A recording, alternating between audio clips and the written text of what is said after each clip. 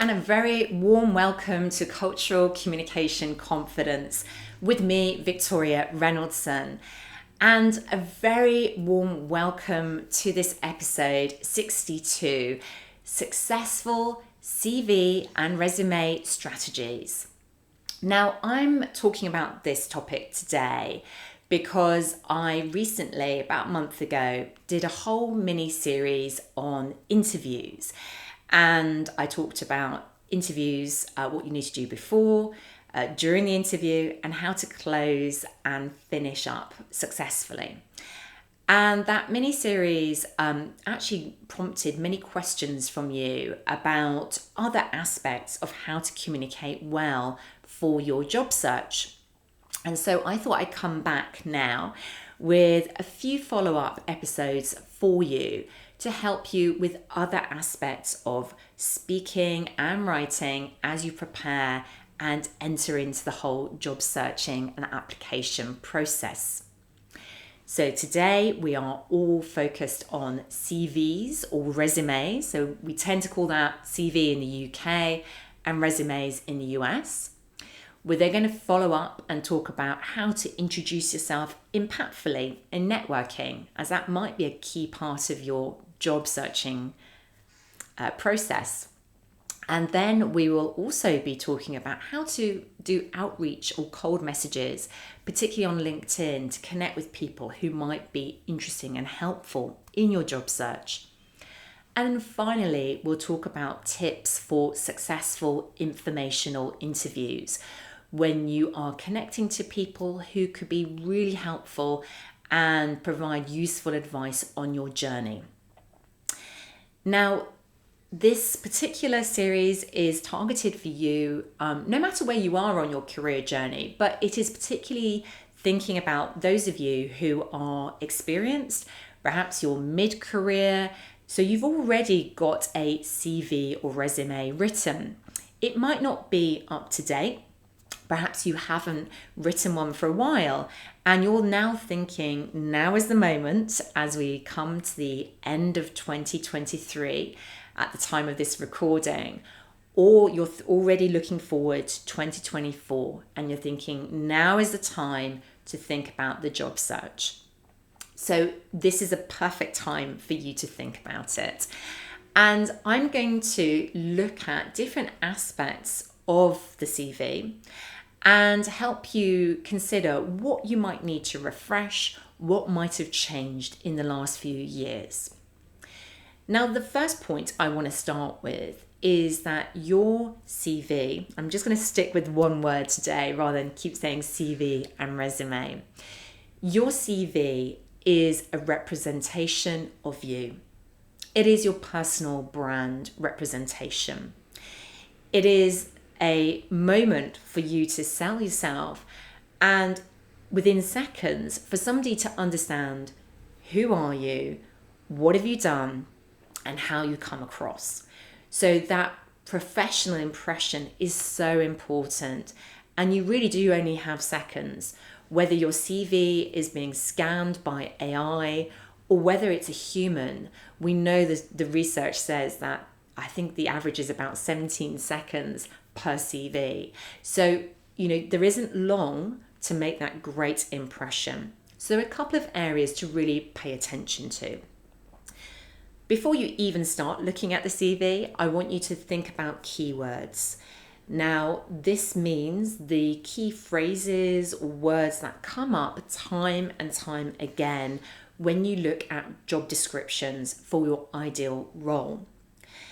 It might be that there are certain phrases, it might be one specific word, but ideally you want to look at a range of maybe five to 10 job descriptions ideally, and you want to pick out up to about maximum 5 to 7 words or phrases that come up repeatedly. Once you have that list, you know that these are the ones that your ideal employers are really looking for. And so you have to ask yourself honestly whether you are able to match on these with your skills, with your experience. If you can, fantastic. And I would be encouraging you to think about how you bring them into your CV. and doing that in a way which is natural rather than trying to repeat them over and over again. But knowing what these keywords are important. Now, if you don't match on the skills that they're looking for, that perhaps is also an indicator that you might not be ready for these types of roles yet. Maybe you have experiences or skills which are missing, and that is helpful information as well, because you can go away and do something about that. So once you know your keywords, the next area that I would really focus on is your summary, sometimes known as your profile. And this is your paragraph right at the top of the CV, which is the high impact summary, couple of sentences that really puts everything you are about into one place. Now, there are different ways of approaching that, but it is a skill to get across how many years experience you have, the industries maybe that you've worked in, your particular areas of expertise and passion areas. And you might include, for example, as well, what you're ideally looking for next. So it really pays to take your time with this, to consider very carefully what are the absolute nuggets you need to have in this paragraph. And again, keywords are going to help you with this to make sure that you understand how you match what they are looking for as well. Now, from that, you want to maybe include a key skills section. Now, this is something that I've noticed more and more on CVs, where there are potentially underneath that summary, sometimes to the side, there is a bullet point list of key skills or experiences somebody has had in their career.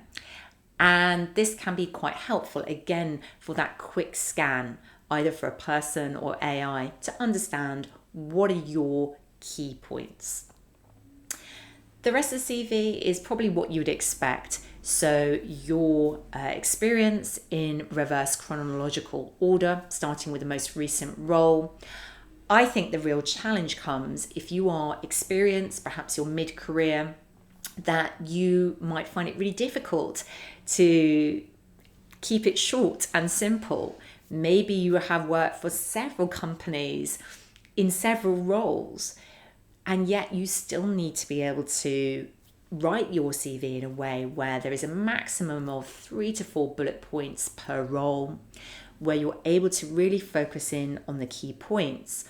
And one of the mistakes that sometimes people make is they talk about their responsibilities, whereas what you want to do is really focus in on your key achievements, what you delivered, and being able to quantify that with numbers such as sales or profit delivered. You might potentially be working on cost savings or even people impacts with numbers. That is very important. Again, numbers stand out very clearly on a CV, and it shows that you're aware of your business impact. Another mistake that I sometimes see is that people understand they need to keep things short, and so they use different verbs, but they kind of repeat them over and over again. So I see a lot of delivered, led, managed, and these are okay, but also challenge yourself to think about a wider variety of verbs when you're describing what you've done. So think about verbs such as optimized or transformed or created or improved. You can see the difference. I can tell very quickly if somebody hasn't paid attention to this when I scan a CV and see verbs repeated over and over again.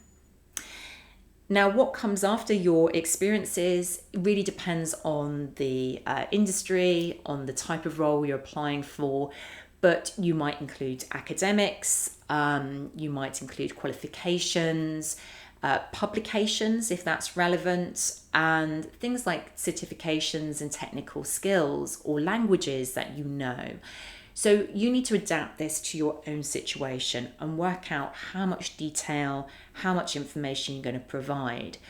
The most important thing here, though, particularly with academics and qualifications, is that you're not trying to list everything that you've ever done. You want to keep it relevant. So think about adapting your CV, particularly to specific roles you're applying to, and thinking about what makes most sense to share here. Now, there is some debate about how much information you provide beyond that. You can have an additional section where you might include things like your volunteering or your hobbies or interests. But again, just reflect on how much detail to go into. You want to show you're a well-rounded person, but not take up too much space with this section. Now, once you've got the content, I want you to really think about the design. And I think this is really important no matter what industry you're in or what type of role you're applying for.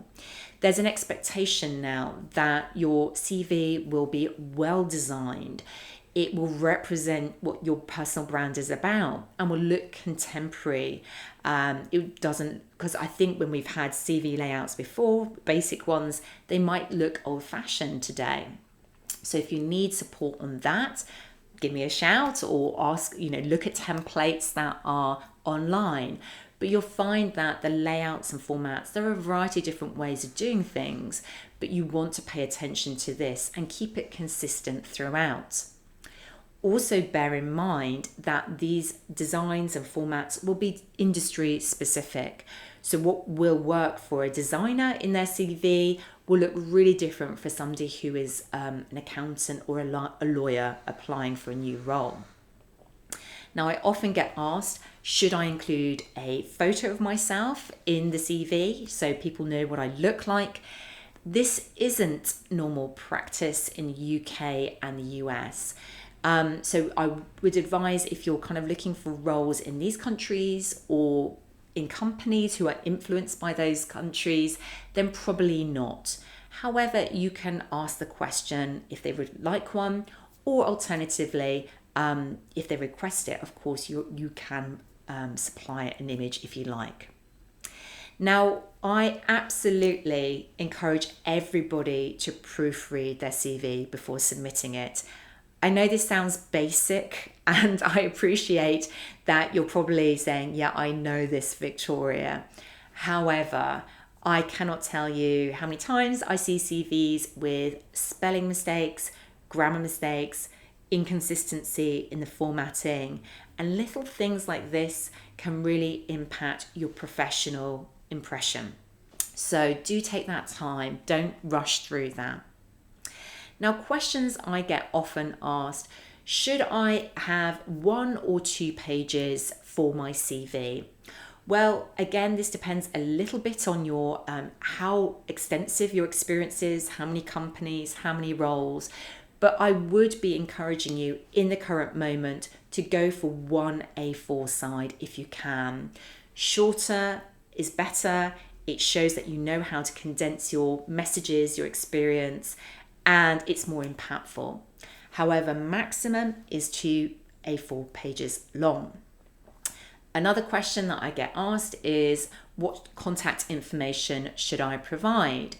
Well, that normally goes right at the top of your CV, and currently I would be suggesting you provide email and LinkedIn profile, potentially your phone number, but certainly you do not need to include your home address, and certainly no other personal details such as date of birth. And then finally, I get asked, should I use AI in writing my CV? Well, that is a really great question. And I certainly would say that AI is very helpful with researching things like keywords, with helping you maybe to rephrase certain parts of your CV. But I absolutely would not be advising you to copy your current CV into AI or ChatGPT and asking it to rewrite the whole thing for you without then adding anything, adding your human touch. So certainly use it as a research tool as you're building up and rewriting your CV and making it up to date, but do not over rely on it. So there we go. So as we come to the end of this episode, I am going to ask you a few questions. So is your CV up to date? Even if you're not thinking about job applying now, I think the end of a year is a really good time to just reflect on what you've achieved in the year and just make sure it is up to date and ready. It's much easier to do this now rather than perhaps leaving it for a longer period of time and forgetting what you have achieved. If you are serious about job searching now or early in the new year, what has been most useful about what I've shared here today? What aspects of your CV or resume do you need to pay attention to and think about updating? If you're somebody who needs some support with this, then I would be absolutely delighted to help you with my CV reviewing and writing service. If you want to find out more about that, then please feel free to message me over on LinkedIn. My profile is Victoria Reynoldson, or you can also contact me via www.culturecuppa.com/contact. Well, thank you so much for joining me here today. I really hope you have found today's episode valuable, particularly if you're in that job searching, job applying mindset right now. If so, I would love for you to share this with somebody else you know who is also job searching now or very soon. And if you have found it very useful, then I would really appreciate it if you could leave me a review, rate it, make others aware of this show. It means a lot to me that I can add value to you. So please feel free to share it widely. So thank you so much for joining me here today on Cultural Communication Confidence. And I very much look forward to seeing you next time when we'll continue this series on job applying and how to communicate well.